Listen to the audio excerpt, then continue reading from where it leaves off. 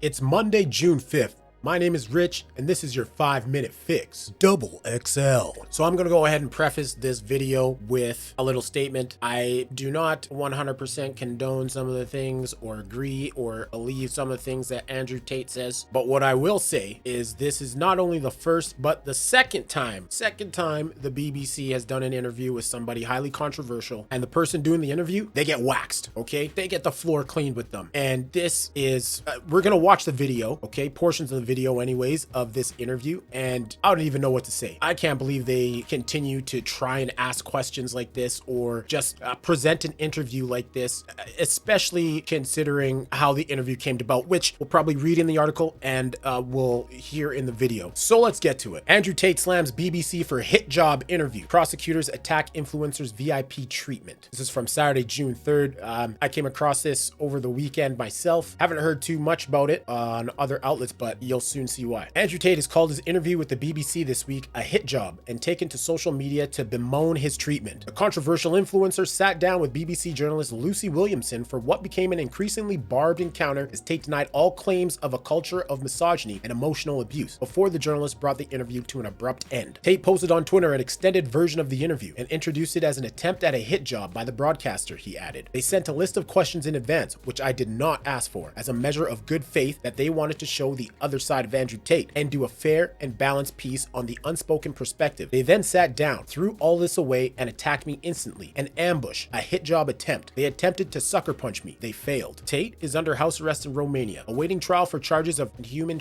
allegations he denied in the BBC interview. Meanwhile, prosecutors waiting to try him and his brother in court have criticized the BBC for treating Tate like a VIP, quote unquote, like a VIP. The UK's Sun newspaper quotes a legal source inside the country complaining, "It is really outrageous to see Mr. Tate spread such bad words on the Romanian authorities when there is an investigation for over 5 months with many pieces of evidence. It is simply just not normal for Mr. Tate to give such an interview with so many conditions to BBC, like he was an outstanding VIP and not, in fact, a person investigated with his brother for several crimes. But I hope that the laws and pieces of evidence will have the final word in this case, from which Mr. Tate tries to do a sort of show." So this is the Yahoo, obviously, just article on the interview itself. I'm not going to go and read the BBC article because I'm already going to check out the BBC interview.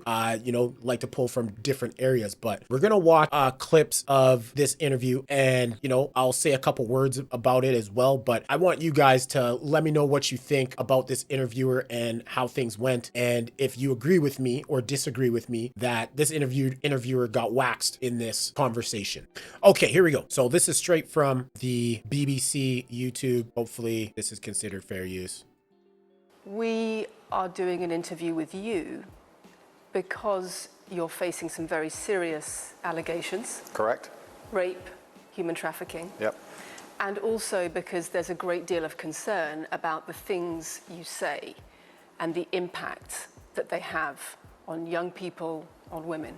I don't think the concern's about the things I say. I think the concern is for the level of influence I have and the reach I have. Let's start I'd say that's debatable, but with the allegations. Have you raped anybody? Absolutely not. Have you trafficked anybody? Absolutely not. Exploited any women for money? Absolutely not. But you have admitted using emotional manipulation to get women to work in the webcam industry for you. No. We have an open criminal investigation. I am absolutely and utterly sure I'll be found innocent. I know the case better than you. I know it intimately and you don't. I have seen all the criminal files and the evidence against me and you haven't. I know the truth of what happened and you don't. And I'm telling you absolutely and utterly, I've never hurt anybody, that the case that's been put against me is completely and utterly fabricated, and I'm never going to be found guilty of anything. And it's very difficult for me to answer your in-depth questions because we're sitting here inside of the territory of Romania. I'm beholden to the Romanian legal system, and I'm not going to incriminate myself. As you can see, he's not a dumb person. Like, he's a smart guy. He knows exactly what to say, when to say it. I feel like he's being truthful here. I'm no truth expert, but also look at these hair plugs. I gotta find out what exactly he used, or how much this cost, because this is looking nice, man. That's some growth. Let me read you then what you have said about what you have done. Sure. You have said, "My job was to meet a girl, go on a few dates, sleep with her, get her to fall in love with me to the point where she'd do anything I say, and then get her on webcam so we could become rich together." I don't think that's what I personally said. I think that's exactly what you said on your website. No, I've never said that. That's something that you found on the internet. Doesn't mean I've said it. Very true. Who knows where they got it from? And again, once again, if any female on the planet has a problem with me, I strongly recommend her to go to the police and try and pursue me for criminal charges. I'm actually such a nice person that I've never had BBC anyone has come at spoken me. to somebody since your arrest who says exactly those things, that with you it's all manipulation, there's an ulterior Is this motive Sophie? to everything Is this you Sophie? do. Oh, it's Sophie, the fake name, no face. No, I was so the intent story that on was wanting invented. to please him and She's not even answering his questions, just continues reading. wanting him to be happy, that I was just kind of, yeah, okay, do whatever you want. And what is she That's accused? Has she coercion. accused me of a crime? This imaginary Sophie? She's making the point that there is Has she accused me of a crime? emotional or psychological manipulation. I've asked you a question, and I've allowed you into my house. I'm asking you a question. Correct, but you're not the boss here, because I've allowed you into my house. Very good point. I'm asking you the questions. Correctly, and I'm telling you. You get to decide the answers. No, we're equal here. I've allowed you into my house. You don't come here with a position of authority. I'm doing you the favor as legacy media, giving you relevance by speaking to you. And I'm telling you now, this Sophie, which the BBC has invented, which there's no face of, nobody knows who she is. The BBC did not invent Of her. course not. And because you never invent anything. And she's not filed criminal charges against me. What are we talking about here? What is We're she saying? talking about emotional manipulation Has she- into the sex industry for your financial gain. Absolute garbage. I'm describing women who are going to court to accuse you of rape and human Sophie hasn't gone to trafficking. court. Sophie doesn't And exist. I'm describing women who have spoken to the BBC at length. Sophie doesn't exist. And other media organisations about what they say is emotional manipulation and coercion. And I'm quoting back to you your own words where you describe They're not my words. coercion They're words and emotional They're manipulation. words you found on the internet, and Sophie doesn't exist. On your so let's move on to the website, next in subject. your voice. Move on to the next subject. No, I think I'll stick on this one for a minute. So there's other places in that same website. So he's trying to have a conversation here, and she is like he stated in the article that we read, or that I read. He stated that this is you're trying to attack me. All that it's evident, it's clear. He's trying to, like I said, have a conversation, asking her questions which she refuses to answer. I can see how this could be quite frustrating. Where you say you get girls to fall in love with you, and they do it because they love you, because they want to do what you say. Convincing women to take part in some kind of business arrangement doesn't work long term because they're emotional. You've got to get them to fall in love with you. That's coercion, that's emotional manipulation, that's abuse. What you've found are clips from the internet, some text from the internet, and you're going to sit here and tell me that that's the reason I should be. Your website, your words. It's not my website. Yes, it is. No, it's not. Check my website. Next. So and the thing is, she's not backing this up with anything. Simply just saying your website, your words. And quite frankly, stuff like that isn't going to hold up in court. I feel like they should come into this interview, or she should come into this interview with something solid, impenetrable. If you're trying to make a point, at least have something to back it up. It's the website you've taken down, and I wonder why those comments have been taken down. No website's been taken down. My website is the same, and it's been the same for a very long time. You are accusing me. I'm guessing what you're trying to say is you're accusing me, and you're trying to say that I'm guilty of the things I'm accused of, and that I'm emotionally manipulating people. I'm saying that you have said you emotionally manipulated people here for your own financial gain. No, absolutely not. It's not only about the criminal allegations. It's a much bigger issue. You've got children's organisations in the UK, you've got rape organisations in the UK, you've got the police naming you by name as someone who has a harmful influence on children and on women in the UK and elsewhere because of the things you say, because of the way you present gender relations, the way you say men should treat women. That's very upsetting. And the reason that's very upsetting is because I know that's not true. I'm genuinely a good person. I believe my impact on the world is positive. The reason we're asking you about these comments is because we've got the chief executive of Rape Crisis naming you individually as spreading a dangerous ideology of misogynistic rape culture. Absolute. It's the comments you make that are leading people to say things like this. Absolute garbage. National organisations who are saying that are blaming you for increasing levels of misogyny. Schools that are saying they are having increased incidents of girls being attacked, of female teachers I'll let her finish. being harassed If that was by true, pupils because of you and your teaching and your influence. That's absolute garbage. I have never, ever encouraged a student to attack a teacher, male or female, ever. I preach hard work, discipline. I'm an athlete. I preach anti-drug.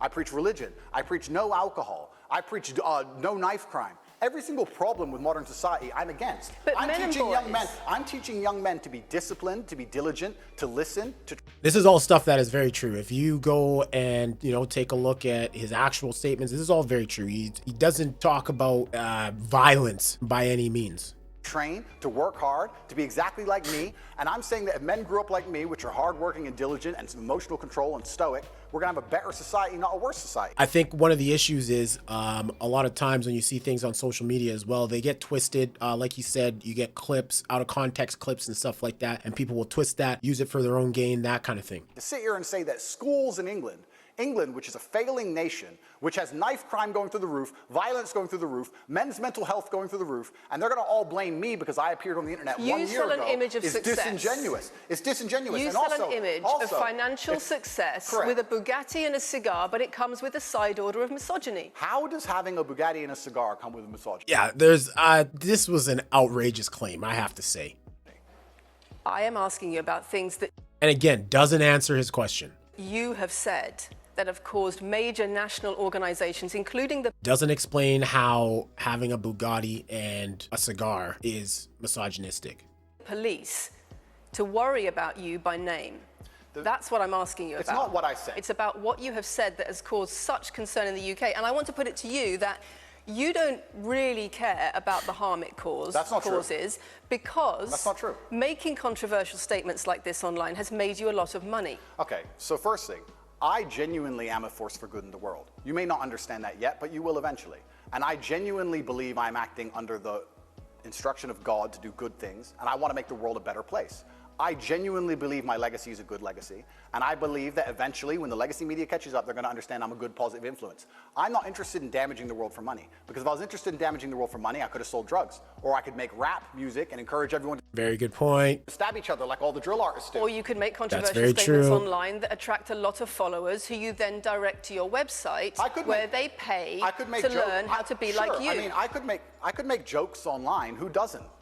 I mean, I could make a joke Are you online. saying that all the controversial things you've said are jokes? No, I'm saying that these organizations and the BBC who are going to sit here and pretend that I am the face of damaging the youth is absolutely garbage. It's completely disingenuous. It makes you and money. The reason, in fact, I've seen thousands and thousands of comments and have endless emails from women praising Doesn't the it fact, worry you? praising the fact that their sons are listening to me. Does it not praising worry the you? fact that their The things husbands- I'm saying, does it not worry you? It would worry. It would Are you not worry- concerned about it your would influence? It would worry me if I was genuinely damaging the world. But for you to sit here and say, Andrew, you become the most Googled man in the world, you have billions of views, and one woman, is now saying that her husband is I not have the same man she wants him to presented be, you. when thousands and thousands of people are saying the opposite, well, then I would say I've that's... presented you with case after case after case, with quote after quote after quote of people who are genuinely concerned about the impact you're having, and you brush it off as if it's nothing. No, what you have done is come here with an agenda, you've come here with loaded questions, you've come here with things taken out of context, It's you come here with things that you don't understand are satirical, and then you're going to also sit and say that one woman said that her boyfriend changed when he watched one of your videos,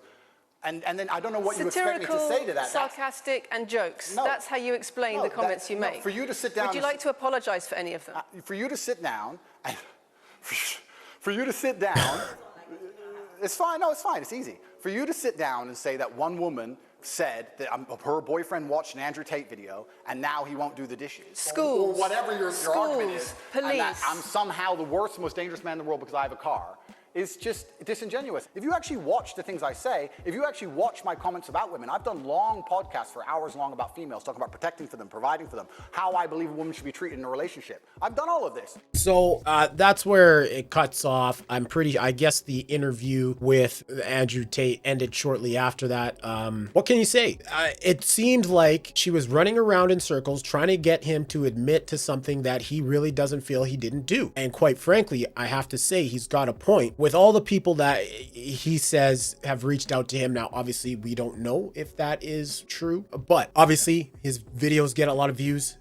He's followed by millions of people around the world. And for, like he said, for one person to say that her boyfriend watched an Andrew Tate video and, for example, and now he doesn't do the dishes, I think it's kind of outlandish for her to try and like stick on that one point. This, I would say, is another example of just poor journalism on the part of the BBC. This is exactly like the Elon Musk interview from a couple of months ago, where the interviewer stated some things that were non-factual, they were fiction, and Elon asked for proof of it, and nothing. They couldn't come up with anything. You know, you'd like to see an organization like the BBC do better. This is the kind of thing that led to CNN's downfall as well with the whole Joe Rogan situation. So I guess we'll see what happens after this. I believe Andrew Tate is demanding $50K if anybody wants to talk to him, because he's sick of people wasting his time and coming in with this kind of agenda. So we'll see. Aside from that, guys, let me know what you think down in the comments below. Try to keep it cordial. Not that it hasn't been cordial before, but you know, this is a hot button issue, and let's just have a discussion, civilized discussion about it. I'll have the links to all the videos, Andrew Tate's video on Twitter as well, in the description down below. But with all that being said,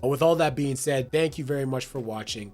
My name is Rich, and this has been your extended 5-minute fix.